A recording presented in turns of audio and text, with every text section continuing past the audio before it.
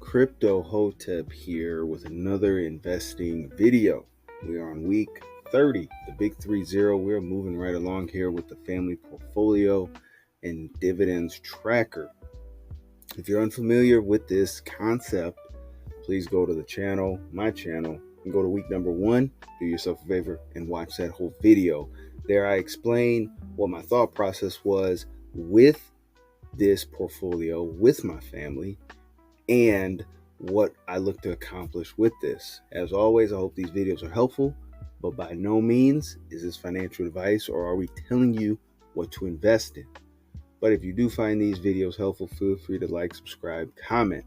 Now, before we go to week 30, we're back to week 29 and look at the portfolio balance. So that portfolio balance is 925.56. Weighted rate of return of over 17%, with dividends earned of $7.58. Now this week, look at that portfolio amount. We have cracked 1,000. Okay, and our weighted rate of return did go down to 15.48%, with dividends earned of $7.87. Now, if you're looking at the screen, you probably see this large amount of cash here. It's $251. Okay, and this isn't added into this balance. This balance is only taken into effect with assets invested. Okay, so this 251 is just kind of chilling here on the sideline. So what actually happened? Okay, let's jump in. Okay, let's go to the activity. So between this and last week, we've had a little bit of activity. We had some dividends. Okay, so we have some dividends from Union Pacific, Pepsi, Domino's, Public Storage, and Broadcom. We had some dividends here, as you can see, our little payments out there.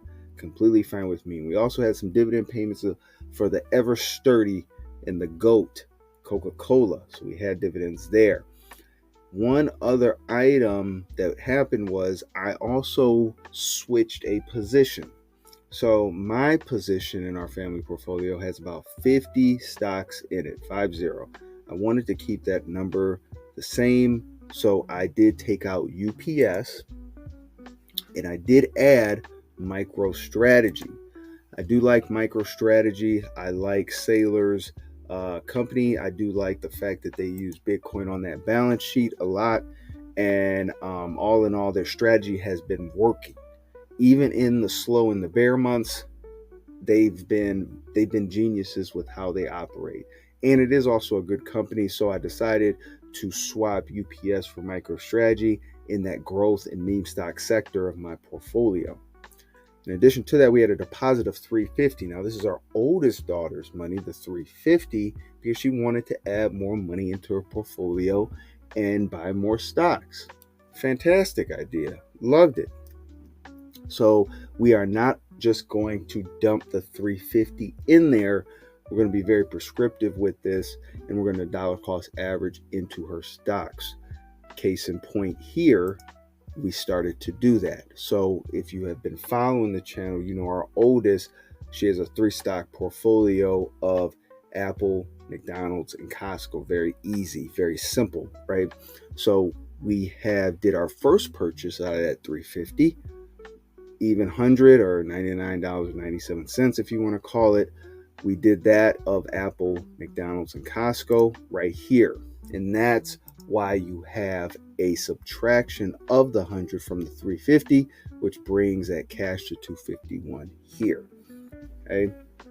And with that being said, we will look at the activity in the portfolio starting from bottom to top. And unfortunately, my wife is at the bottom again this week. Now, weighted rate of return for my wife is negative 34%. And if you've been following this channel, the reason for that is Celsius. We had a semi-big position in Celsius here, but that is dragging the portfolio down considerably. We're still buying Celsius. I still like its fundamentals. We can handle the volatility, and the overall mission of Celsius hasn't changed. They have strategic partnerships with Pepsi. I think that this is just in a slow pattern and it'll get out of its rut. And when it does, it's going to take my wife's portfolio with it and we will be going up. Okay. Now let's look at our middle stocks. is the very consistent portfolio. So weighted rate of return is 8.23%, not bad. Dividends earned 18 cents, and an array of very stable companies here. We have Amazon, the Starbucks, Nintendo, Costco, and Target here. Nintendo's the only one that's down a little bit over 1%, but not too worried about that. Our youngest, here we go. As we get higher, as we get higher from bottom to top, you're going to see these weighted rate of returns are insane. Year to date, our youngest is 27.37% with 14 cents dividends earned. Similar to our middle, holds a Nintendo, but down over 2%. Here, Tesla carrying the load, their back must be hurting, up over 53% here. Apple up over 31%, and then Starbucks over 26%.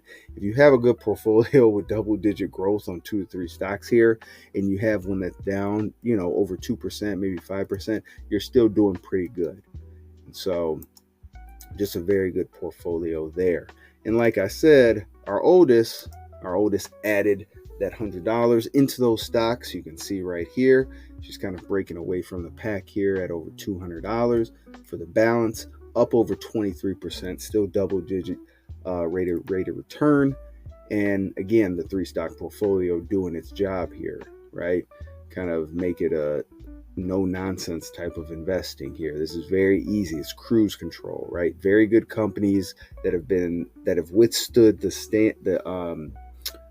has withstood the stand of time here, and has proven track record year over year over year. McDonald's, Costco, and Apple. Okay. And last but not least, we have my stocks here. I am up over 13% here. Dividends earned $6.68. I love to see that. And for the third week in a row, all my sectors are green and are in the green. I love to see that. We have restaurants and food, double-digit. Growth and meme stocks, double-digit. Technology, of course, double-digit with technology. And industrials and energy, double digits, along with finance. I think real estate is big here. And with me, I'm not a big physical real estate person. I would rather hold REITs, similar to Public Storage, Federal Realty, or O, than actual physical real estate.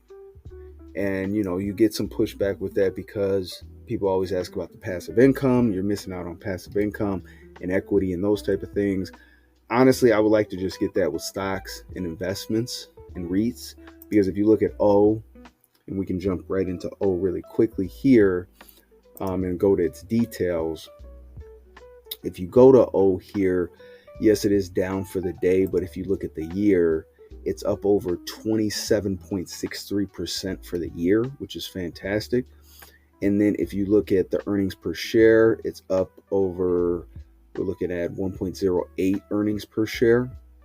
PE ratio is pretty high. That's normal with REITs at 64.8%. And then the dividend yield, this is what there's that passive income right here at 5.07%. So when we think about passive income in physical real estate standards, where you're speaking about rent and those type of things that you're receiving, this dividend yield can also supplement for that. And that's where my mind is when I speak about that real estate piece. Okay. Not a whole bunch happened today or this week. We did have a little dip in the markets here. There were strong job growths, though. There was strong job numbers where we've added over 200, I think it's over 250K in terms of jobs. Once this stops thinking here. Yeah, so we added 254 jobs versus a market expectation of 150,000. And then the unemployment rate also slightly decreased to 4.1%. So with that being said, some quote unquote analysts are thinking that Feds may change their outlook on rate cuts because of that. Now, just something to keep in mind, not saying that it will happen. Could it happen? Potentially. but as always, no one really knows. So I'll end this video here. Again, family portfolio as of today, 10/4/2024, balance of $1019.57. We cracked $1,000. Money weighted rate of return of 15.48% with total dividends earned $7.87. If this video was helpful for you, feel free to like, subscribe, comment. Let me know what you think, and let me know what you want to see. As always, guys, thank you, and happy investing.